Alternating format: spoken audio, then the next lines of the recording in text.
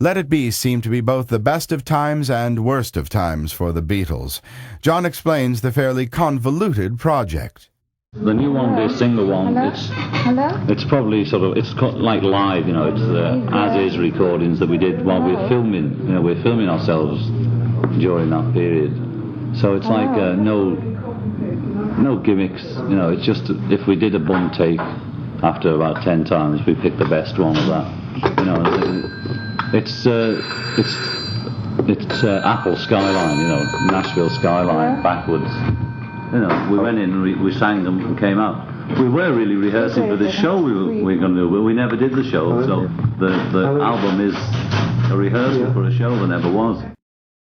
Ever since they released their first record, the Beatles were known as tunesmiths not content to rest in the lucrative mold of success they had created for themselves.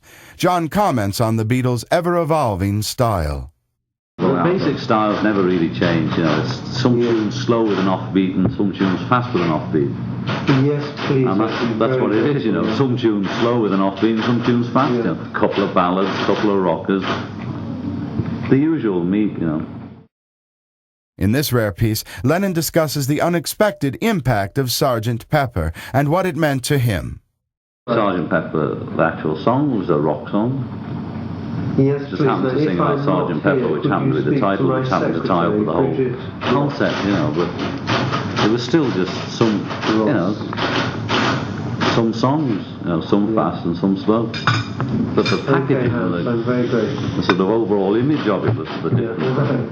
And the linking of the tracks and all that, but it still didn't make the songs themselves any different. People recorded them individually, as songs, and it wasn't.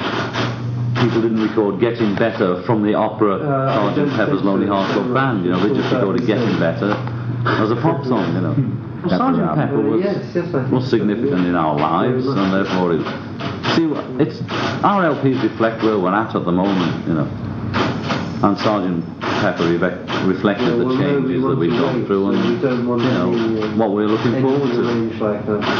And so it was significant. I'm not putting it down, I think it was, but it wasn't an opera. Any one of the numbers could stand in their own right individually.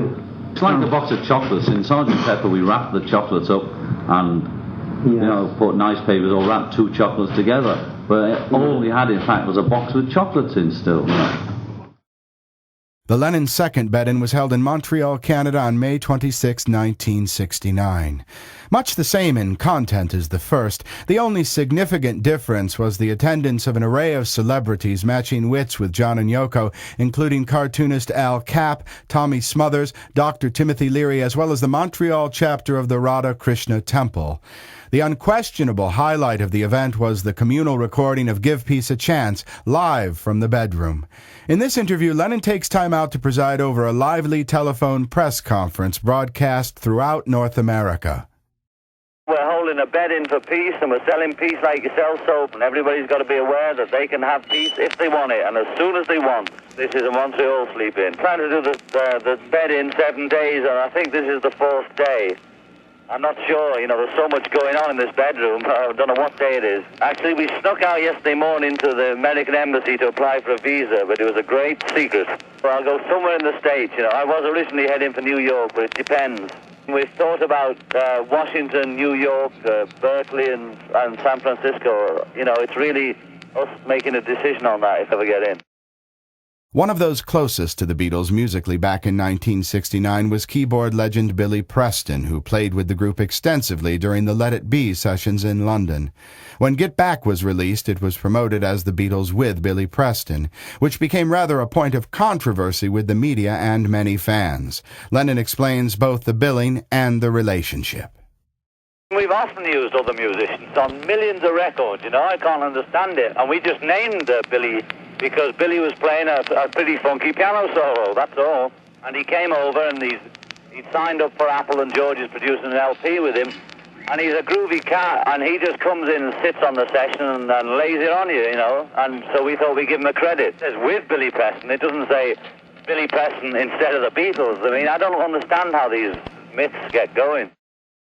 Here, John is asked to explain just exactly what he feels constitutes a Beatle. A Beatle I suppose it's something four guys turn into when they get together, and project Beatle.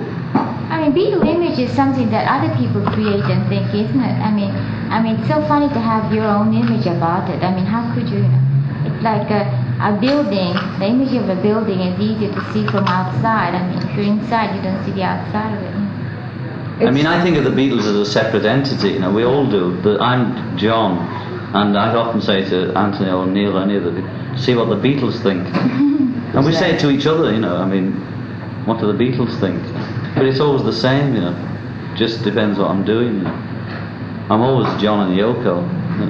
That never stops. I mean, we're a 24-hour couple, so whatever I'm doing with Beatles, Yoko's sitting on my shoulder like a parrot, So exactly. There's no four guys together bit, which there used to be, And now here is yet more on the making of the classic, The Ballad of John and Yoko. I am he as you are he and you are me, and we are all together, so we're all one, George came up to me after I'd written the lyrics, or just while I was doing it, and said, you should have just made it easier by changing one of them to crucify us or you as well. But because the lyrics and everything happened so naturally, it sort of happened when I was half asleep, and I woke up, wrote them down, and that was it. So anything else would have been translation, so I thought, sod it, It came out naturally. And I thought, we have said it a lot of times, we believe we're all one or interconnected. And because we did it so quickly, and then Paul and I just knocked it off one night without the other Beatles even, and it had to get out quick because it was like news, and it was a ballad of today about what us two would. So I didn't have time to do the thing like Waltz, any of the other so-called songs or whatever they are. Usually there's a period where I play around with them and push a little word in here, change a little word there. But this was just like news, like you make your spelling mistakes in the paper the next day, or 500 were dead, but it was only 460 or whatever. I didn't have time to work out what other people, their reaction to it, really. I had to just get it out. And what's it really like to be a Beatle, Mr. Lennon? You see, it's so long since I've not been one. It's like I was trying to imagine what it's like. I was trying to recreate the feeling of buying Elvis's record in the old days, because we just finished one. I was looking at it and touching it. I was trying to not be me, and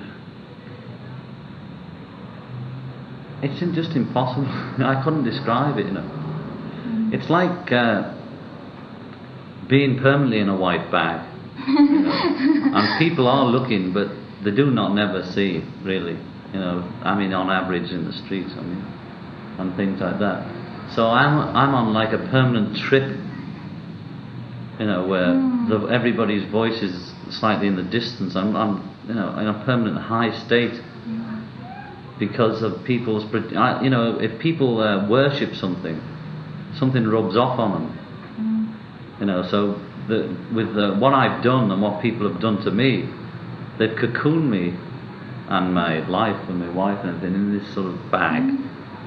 And so I'm immune to a lot of things and very unimmune. It's a bit of both. Like when you're in the white bag, Yoko's white bag gig, there's a risk you get kicked when you're sitting around the folk because people are so interested in like that. But there's also the womb thing. So I'm in this kind of polythene womb, And every now and then something gets through and I actually get touched, And then I say, well, now, why is that person, what are you doing in my kitchen? Or, why are you letting down the car tire or demanding my arm? And then I have to think through that. But normally it's just like a kind of high or a low, Lennon drew on a vast field of sensory and intellectual experience when composing.